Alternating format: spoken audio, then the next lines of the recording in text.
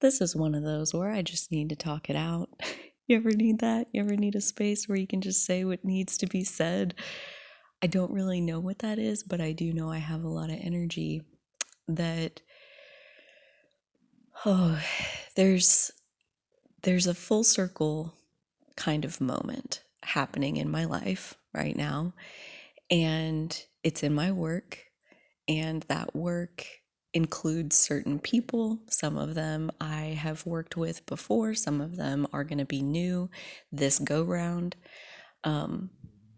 But this is, it's interesting timing. Like the fact that the project itself is going to kick off the day after the Scorpio new moon solar eclipse. And then right around the corner, we have the Taurus full moon lunar eclipse. And it is very much in this vein of power and material resources and prioritization. And I feel like as I'm, entering into what will be the second time I'm going to open a grocery store. I've helped other people open theirs, but this will be the second time I've done it myself. I It's so interesting because the last time I did this was 2017 into the very first part of 2018. And I mean, what's that, like 5 years ago? And the me who I was then and the way that I naturally approached it, given who I was at that time, I would call her a major control freak. I would call her like, tight fisted about needing to have it my way. And I'm not judging her. Maybe I am, maybe I'm not. I don't know. I feel like I don't want to. That's accurate. That's true. I don't want to judge her for that because doing something that you've never done before is really scary. And if, well, not even if, the fact that I needed to have such control in order to cope with the extremely scary thing of opening a grocery store when I've never done that before, taking over $1 million and turning it into something, I didn't know if I could do that. And so, yeah, you bet your ass. Like, I was really, really, really, really in control of all of it. And this go round, I don't see it going that way. And for one thing, when I did this the first time, I knew that I was going to have to run it once it opened, at least for long enough until we can, get it somewhat steady, and then we can pass it on to someone who can manage it and, carry it forward, maintain it, that sort of thing. And I could move on and build something else. And this time, I have a manager. Day one, that was step number one, is I'm not even going to build this second store if there's not somebody to run it. So find somebody to run it, and then I will build the store. And the first time, I was already very clear that I'm not a manager, I'm a builder. And yet, for whatever reason, I think it was the control freak piece of it, I signed up to run the store. Why did I do that? I mean, like hindsight's 2020. And again, I don't want to judge her for that because I think, part of it is you don't know how to hire somebody to do a job that you yourself are not familiar with. And so for 2.5 years, I did the job of running a grocery store. And so now I know like what that game looks like, what that recipe card looks like. And so now I do feel confident finding somebody to run it from day one. Somebody to basically, like, what's going on is the manager is joining us and going to be with me step by step by step by step as we build the store together. And that's the key difference, is like I was totally on my own and kind of happy to be on my own. If I'm perfectly honest, I was happy to have 100% control the first go round. And this time, what I'm seeing is like, the manager that we've hired is extremely capable. I mean, she is straight out of the vortex if I ever saw it. Her background is amazing. I cannot wait to see how this is going to play out. And now, having met the person who's going to run it, the person who's going to work with me to build it, like, it really, really has me in this place of being curious at like, what percentage of control do you even want? It was 100% before. That was just default. I didn't even choose. I just did what came naturally to me, and 100% control, that came naturally to me. And this time, I could see that path. I could see that path of keeping 100% control and, you know, making sure that things get done the way that I think they need to get done, and fighting for my positions on things. And yeah, like I could do that, and I can see that path. And even as soon as we open, like it doesn't get me where I want, as far as like my real goal is her shining.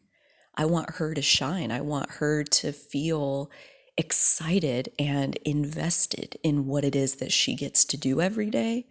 And I feel like my right now perspective is very much that in order for her to feel like that when the store opens, my best bet is to give over as much control in the decision making process to her as I possibly can.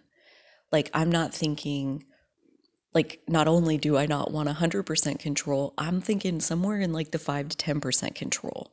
Like, I want to be teeny tiny little training wheels that hopefully we can pop off before the stores even open. And she feels completely capable because she's done it. She's been doing it. She's the one that built it. So she knows how it all works. So I, this is definitely like flipping over a new leaf for me. Like, holy hell, to go from being the only one to really doing everything I can to support her in her vision and let her take it and run with it. And, kind of betting my money, or like, betting this store's outcome, even, which is definitely betting my money, that this is going to be the right way. That like setting her up to succeed looks like letting her be in the driver's seat as early as possible. And that I'll sit in the passenger seat. I'll be her co pilot, I'll be her navigator when she's lost.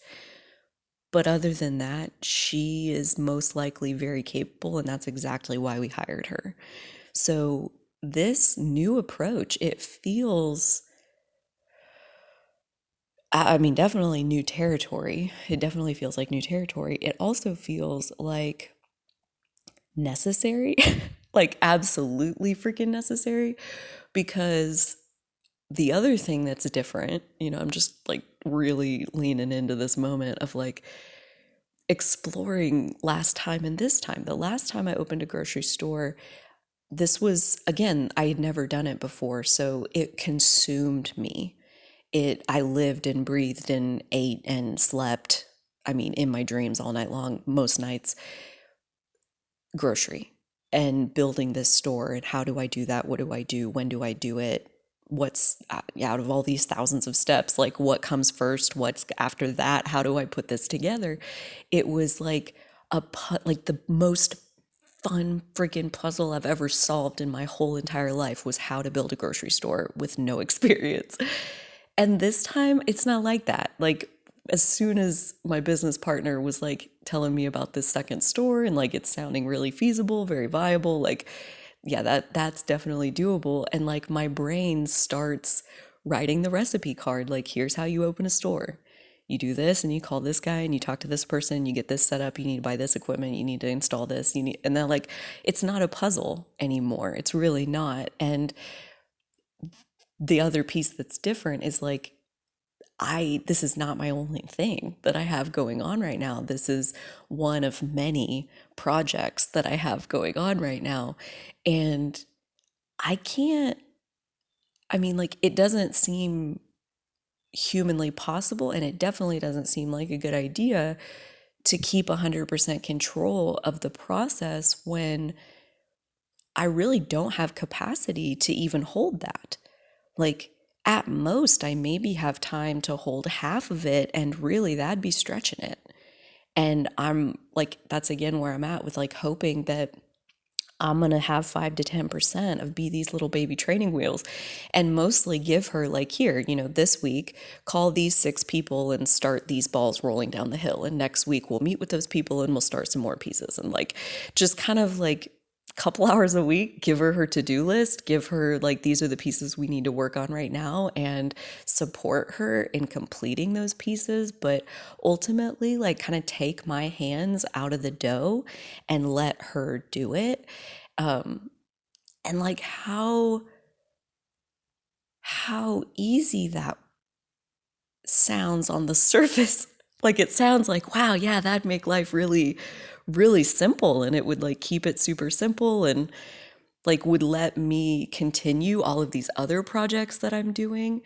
And at the same time, like, I can kind of picture like the first planning conversation where I think it's a no-brainer to go with option A, and she believes wholeheartedly in option B. And like, I'm playing out like, okay, so what does that even look like? And it looks like option B it is. You want option B? Okay, you can have it. Let's go with option B. Sold. And like, drop the rope. There's no tug of war if you're not holding on to the rope, and that's like holding 5 to 10% of the control. Like, it looks like you're going to drop the rope 95% of the time. You're going to let her have what she wants. And this is just like, I cannot overstate how this feels like new territory. So, yeah, it's definitely really satisfying to get to do a second store and to have the opportunity to do it differently this time and have a new experience in that way, where, yes, I've opened a store before, and opening a second one, like, clearly it's a different town, it's a different, community, it's a different footprint, it's a different size building. It'll be its own thing, and there will be some learning a little bit that'll get to go with that. But I think the most part, what I'm going to be learning is how to hold 5% control and empower somebody else to hold the rest, and to let them be the face of their store, and to let them be the key decision maker, and let them hold the responsibility and the sense of ownership for make your choices wisely, because I mean, in that case, she's the one that's going to live with it. She's the one responsible for making sure that it thrives once it's open. So I do trust, in a huge part, I have to, that she's capable of making the right decision, what she thinks she's going to be able to live with once she's actually there and doing it. So it feels revolutionary. I mean, literally, between 5 years ago when I was building my first store all of myself, and now thinking, here in a couple days I'm going to go start, and we're going to have day one of like building the second store, and mostly she's going to do it. Mostly she's going to get to decide some things. And that, oh gosh, I just like, I'm so excited to get to live it, and I'm so excited to get to see like, how is it going to unfold? What is it going to feel like to go with option B when that's what she wants, when what I think is that option A is the no-brainer? What's that going to feel like to like disregard my own opinion like that? And like, it's gonna be interesting, I gotta think. So yeah, I feel though that it boils down to a sense that I didn't have 5 years ago, and that is like choosing between achievement and health. And those two considerations, achievement versus health, I do feel like before I was kind of on an autopilot sense of achievement was really my only concern. And often I would burn myself out, like just push my health completely off a cliff in the pursuit of meeting my goals and hitting my achievements and like whatever it was that I thought I needed to do. And now I have health way above achievement, way. And that's what I'm saying with like, at this point, it's just not even possible to think that I'm going to have 100% control of that because I don't have space in my life for that. Like, that's why there needed to be the manager. So let, let her earn her salary, like, let her do it. Like, I'm realizing that I can be a bit of a micromanager, like that control freak, shadow of like needing to have it your way or needing to be in control. Again, I fully acknowledge and I soothe past me in understanding that like that control freak mindset of like needing to have your finger on the pulse of everything, having all decisions run through you, like needing to be the stopgap, the control point. Like, I was afraid. I was afraid that the whole thing was going to fail. And I knew that, like, I am the CEO, I am the store manager, I'm the president of the board of directors. If this thing fails, that buck stops with me. That, that failure is a direct representation of my ability, my effort, my, like, I mean, it needs to succeed. This is like very much like my mindset at that time of like, I gave it my heart and soul. I put everything that I had into building that first store because if it failed, I felt like that's on me. And so I didn't let other people get crazy with the creative freedom. I kept all of that for myself because I knew at the end of the day, I'm the one that's going to have to live with these decisions. I'm the one that's going to have to describe, like, if we fail, if we can't do what we said we were going to do, I'm the one that's going to have to explain why that is. And so I was not willing to let a single other person hold any power in that project. And it cost me greatly. Like, it was incredibly taxing on my physical health to do it the way I did it. And I see now that like I basically have no desire to do that. And that's why I told my business partner, like, find somebody to run it and then we'll talk. There's no point in even talking more about how we're going to do it if there's nobody that's going to run it. So that felt like an upgrade that I didn't really understand, like, kind of all the ramifications of that until this moment right now where I can see, like, I no longer am concerned with achieving something. I'm no longer concerned with some like material definition of success. Like, my definition of success has evolved greatly into a health oriented perspective. Like, how good do I feel on a daily basis? That's what's successful to me, is when I feel good. I feel energetic, I feel optimistic, I feel capable, I feel like properly challenged, like an appropriate amount of challenge and growth and learning and expanding. And that's my definition of success. And the way I ran myself and that first project 5 years ago, on paper, at the end of it, yes, there was an open store, and yes, it's still here all these years later. 5 years feels like a freaking marathon compared to most businesses fail in the first 5 years. So the fact that we're like doing better and better and better every year, I take that as a great source of pride for like, I poured my heart and soul into it. But at the end of it, like, I was a shell. I didn't leave anything for myself. I gave it all. And just like so many of my codependent romantic relationships over the years, I feel like I had a bit of a codependent relationship with my first grocery store, where I was trying to be everything, the whole thing, all by myself. And there were other people that worked on it with me, but I kept them all on a very short leash. But again, that puts so much effort back onto me. That makes me responsible for like telling them how to do every single little thing that they're going to do, instead of saying like, we need an open sign, go find me one. I would like go find the open sign that I wanted, and then like all they would have to do is buy it and be responsible for hanging it up when it got there. So like I was still doing so much of the effort myself. And so this time feels like an opportunity to, I don't know, maybe, either strike a balance or maybe swing a little too far in the other direction and see see how the extremes work when you're on the other side.